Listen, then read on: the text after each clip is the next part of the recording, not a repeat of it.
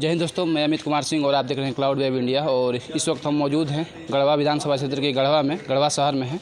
और गढ़वा शहर के अभी झारखंड सरकार के पूर्व मंत्री गिरिनाथ सिंह जी के आवास पर हैं। और गिरिनाथ सिंह जी के आवास पर अभी माननीय पलामू के जो सांसद जी हैं BD राम जी हैं मौजूद हैं।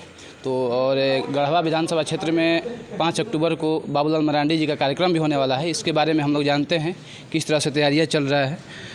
तो आइए हम जानते हैं। सबसे पहले स्वागत है सर। धन्यवाद। 5 अक्टूबर को गढ़वा विधानसभा क्षेत्र में बाबूलाल मरांडी जी का कार्यक्रम है। किस तरह से सर तैयारियाँ चल रहा है? हम सभी भारतीय जनता पार्टी के कार्यकर्ता और पदाधिकारी लगे हुए हैं कार्यक्रम को सफल बनाने के लिए। मैं भी उसी सिलसिले में गढ़वा आया हूँ। आपके सामने आदरणीय गिरिनाथ सिंह जी मौजूद हैं। हम लोग उसी पर चर्चा कर रहे हैं कैसे भीड़ जुटेगी, कहाँ कैसे कार्यकर्ताओं को लाया जाएगा।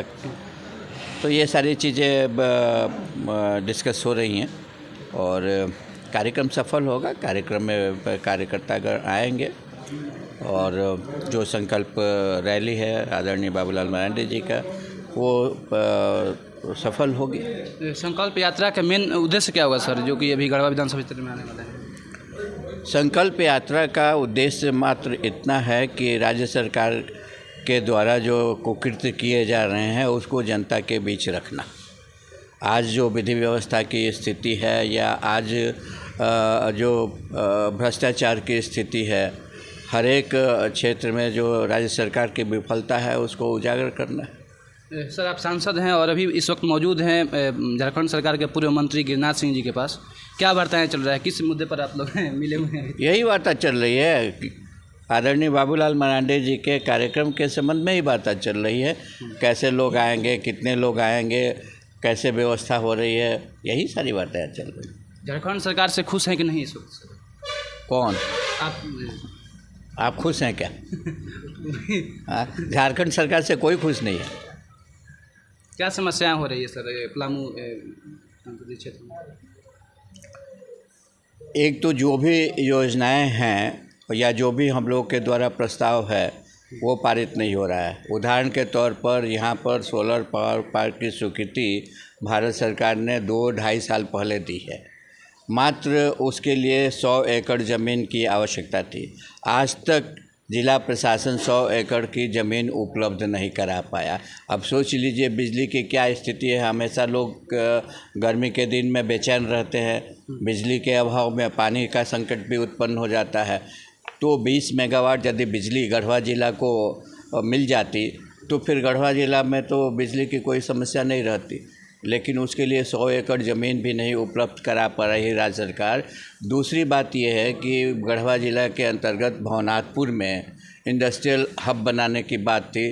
जो अमृतसर कोलकाता इंडस्ट्रियल कॉरिडोर है, वहाँ पर भवनाथपुर में काफ़ी ज़्यादा ज़मीन है जहाँ पर कि इंडस्ट्रियल हब बनाया जा सकता था, मैन्युफैक्चरिंग सेंटर्स खोला जा सकता था, जिसके लिए यहाँ के जिला पदाधिकारी ने भी रिकमेंड किया था, हम लोगों ने भी रिकमेंड किया था। भारत सरकार के जो पदाधिकारी इस विषय को डील करते थे वो भी इस बात से सहमत थे कि गढ़वा ज़िला एस्पिरेशनल डिस्ट्रिक्ट है, तो गढ़वा ज़िला में इस तरह का इंडस्ट्रियल हब बनना चाहिए ताकि गढ़वा ज़िला अन्य ज़िलों की पंक्ति में जो विकसित ज़िले हैं उसमें आकर के खड़ा हो सके। लेकिन यहाँ तो सरकार को बोकारो से ज़्यादा मोह है। इस भवनाथपुर का जो प्रस्ताव है उसको सरकार ने नहीं भेजा। तो ये सारी चीज़ें हैं जिसको लेकर के खुश होने का कहाँ किसी तरह का प्रश्न उठता है। सर 1973 बैच के सर आप IPS अधिकारी भी रहे हुए हैं। अधिकारी भी रहते साथ में राजनीतिक में भी कदम बढ़ा चुके हैं, जो कि 2 बार सांसद भी बने हैं। क्या अनुभव रहा है सर? DGP भी रहे हैं झारखंड सरकार में और भी बहुत सारे जो हैं IPS अधिकारी भी रहे हैं। अनुभव देखिए दोनों 2 क्षेत्र हैं। ये राजनीति का क्षेत्र ऐसा क्षेत्र है जहाँ पर आप जनता से ऑर्डर रिसीव करते हैं और पुलिस का क्षेत्र ऐसा है जहाँ पर आप ऑर्डर देते हैं। तो ये अंतर है बेसिकली। और देखिए राजनीति के क्षेत्र में अब जो भी आएगा वो कोई भी व्यक्ति सक्सेसफुल नहीं होगा यदि वो जनता के साथ उसका कनेक्ट नहीं है और जनता के सुख दुख में वो शरीक नहीं है।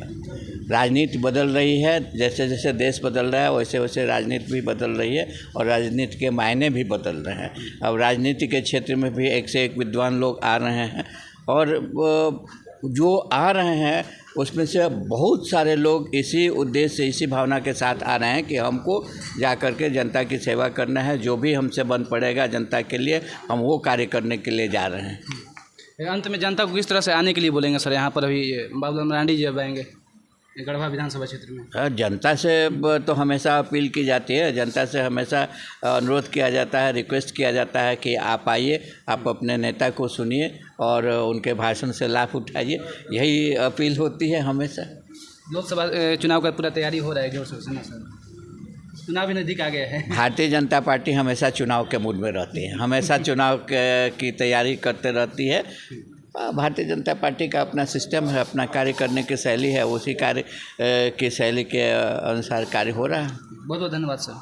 और हमारे साथ मौजूद हैं जो कि झारखंड सरकार के पूर्व मंत्री माननीय गिरिनाथ सिंह जी, इनसे भी हम जानते हैं क्या बर्ताए हुए हैं, क्या बर्ताए हुए हैं सर, जो कि अभी पलामू संसदीय क्षेत्र के यहाँ पर सांसद महोदय जी भी आए हुए हैं। नहीं, जो सरकार की विफलता है उसको उजागर करना हम यहाँ विपक्ष में हैं, तो निश्चित रूप से उसको उजागर करना हमारा कर्तव्य बनता है, राजनीतिक धर्म बनता है।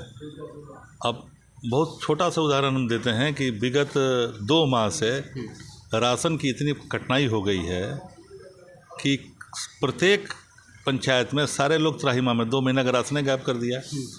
गायब किस तरह से किया इसको लोग नहीं समझ पा रहा है।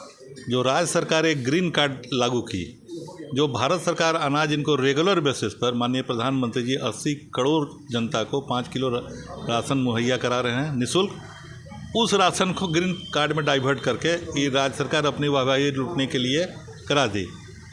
नतीजा हुआ कि कस्टोडियन तो राज्य सरकार ही है, पैसा भी भारत सरकार भेजती है तो राज्य सरकार की भेजती है। ये तो डीबीटी सिस्टम अगर डायरेक्ट नहीं रहता तो भी पैसा नहीं पहुंचता। जो अभी नरेगा का मनरेगा का हो रहा है, मजदूर को पैसा नहीं मिल रहा है, राशन जो मिलना है सरकार के द्वारा, जो डिस्ट्रीब्यूशन डिलीवरी सिस्टम है वो बिल्कुल ध्वस्त है। केंद्र सरकार तो सर राशन अभी फिलहाल में भेजी है, शायद झारखंड सरकार में डिस्ट्रीब्यूट, वो तो रेगुलर भेजती है भाई, उसका तो एडवांस प्लानिंग है, एडवांस उसके पास राशन है भारत सरकार के पास, और पूरे देश के लिए है, इसीलिए दूसरे देश को दिया जा रहा है। अभी देखिए इंडोनेशिया को चावल नहीं देना था, लेकिन मैत्रीपूर्ण सौहार्द वातावरण में उसको शिथिल करके इंडोनेशिया को चावल भेज रही है भारत सरकार। तो अपनी जनता को नहीं सर्व करेगी भारत सरकार, कर ही रही है, लेकिन राज्य सरकार के विफलता के कारण उसको नहीं मिल पा रहा है, आम जनता को त्राहिमाम है। और भ्रष्टाचार तो शिष्टाचार का रूप ले लिया है। जब मुख्यमंत्री को 5-5 समन हो रहा हो ईडी का, आप समझ सकते हैं कि क्या स्थिति है। लोक लाज राजनीति में बहुत बड़ी चीज़ होती है, तो सारा लोक लाज को समाप्त कर दी है राज्य सरकार। कैसा संबंध रहा है जो कि अभी माननीय सांसद जी हैं बीडी राम जी हैं? किससे? बीडी राम जी जो कि अभी माननीय पलामू संसदीय क्षेत्र से जो भी अभी है, लगातार प्रयासरत हैं अपने काम में। जो जन समस्या है उसको, जहाँ तक जैसे बताया पाइपलाइन के बारे में, सोलर के बारे में आपने बताया, ज़मीन राज्य सरकार को ना उपलब्ध कराना है, राज्य सरकार उपलब्ध नहीं कराएगी तो कहाँ से लगेगा। बिजली की स्थिति देख रहे हैं आप, खुद देख रहे हैं कि 8 घंटा कटी रहती है बिजली 24 घंटा में। विकास में कहीं ना कहीं तक बाधा डाल रहे हैं क्या राज्य सरकार? इच्छा शक्ति नहीं है, ये अपने आप को बचाने में परेशान है। जब दिमाग आदमी के घर में स्थिर रहेगा तब न विकास कोई करेगा। इनको तो चिंता लगा हुआ है कि कैसे हम जान बचावें अपना, और अपने कुकृत के चलते यह स्थिति बनी है। बहुत बहुत धन्यवाद सर। धन्यवाद। और इस तरह से हम लोग जानने की जो कि कोशिश कर रहे थे, जो कि इस वक्त मौजूद हैं गढ़वा विधानसभा क्षेत्र में, और हमारे साथ मौजूद थे झारखंड सरकार के पूर्व मंत्री माननीय श्री गिरिनाथ सिंह जी और पलामू संसदीय क्षेत्र के सांसद जी जो कि डॉक्टर बीडी राम जी, जो कि 1973 बैच के IPS अधिकारी भी रहे हुए हैं और काफ़ी विधिवत तरीक़ा से जो कि विधानसभा क्षेत्र का भी घूमने के लिए भी आए हुए हैं गढ़वा विधानसभा क्षेत्र में। और माननीय बाबूलाल मरांडी जी जो कि गढ़वा विधानसभा क्षेत्र में आने भी वाले हैं, और 5 अक्टूबर को कार्यक्रम भी है। इस कार्यक्रम के लिए जोर शोर से तैयारियाँ चल रही है। और इस तरह से आप लोग देख रहे थे क्लाउड वेब इंडिया, मैं रिपोर्टर अमित कुमार सिंह के साथ। Thank you.